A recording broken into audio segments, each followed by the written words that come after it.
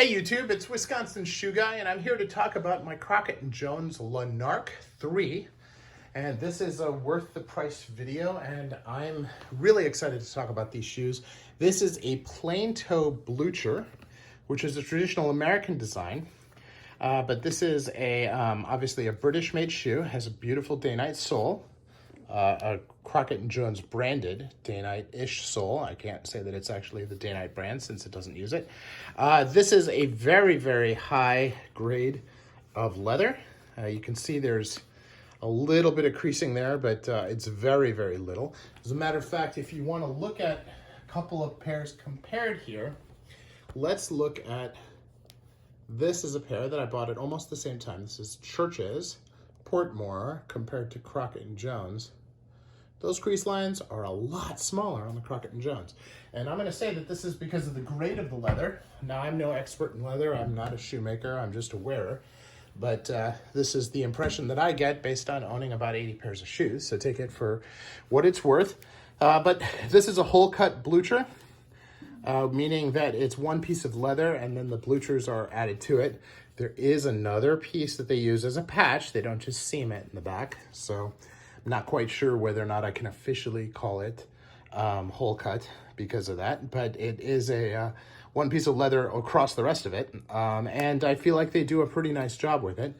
Incidentally, this is a separate piece of leather for the tongue. You can see a seam in there, so I would say that that's one piece.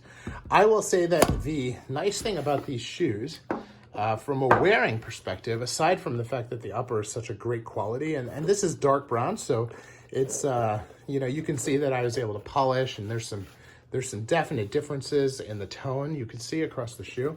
But these shoes are all about the lining. This lining, this soft leather, this feels like butter.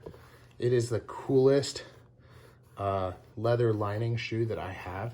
It is smooth. It doesn't have a suede in the heel cup, but yet the cup does not slide at all.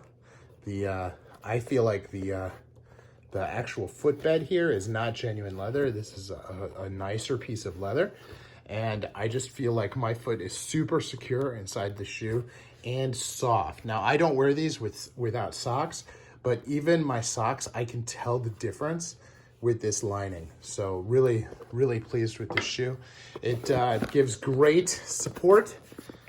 Has a really big chunky feel, which is what you want in a plain toe blucher. And I feel like it is just super. Compared to my Aldens, compared to my Allen Edmonds, compared to my Church's, I have a pair of Church's plain toe bluchers. I have a pair of Tricker's plain toe bluchers. I am thrilled with the way these are constructed. I'm gonna go out on a limb and say these are my favorite pair of plain toe bluchers. The last is very typical. It's not anything fancy. It's pretty chunky, and I just feel really good about it. Now, I do not have the typical Church's Shannon, which is the epitome, I guess, of this style. I have a suede version, which is not there, and I don't really get a lot of corrected grain shoes, but I'm very happy with these. I feel good about them.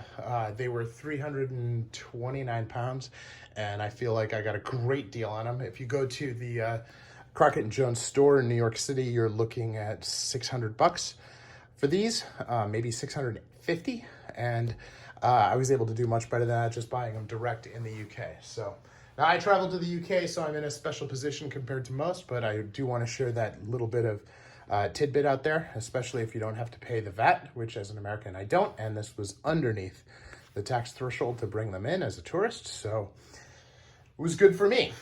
Now, these are great shoes, really, really solid.